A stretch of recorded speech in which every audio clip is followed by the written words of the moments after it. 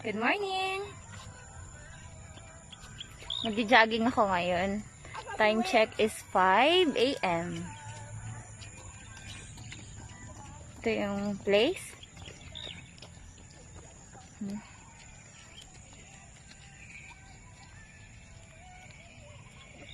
Matagal akong hindi nakapag-jogging at sunod-sunod yung bagyo.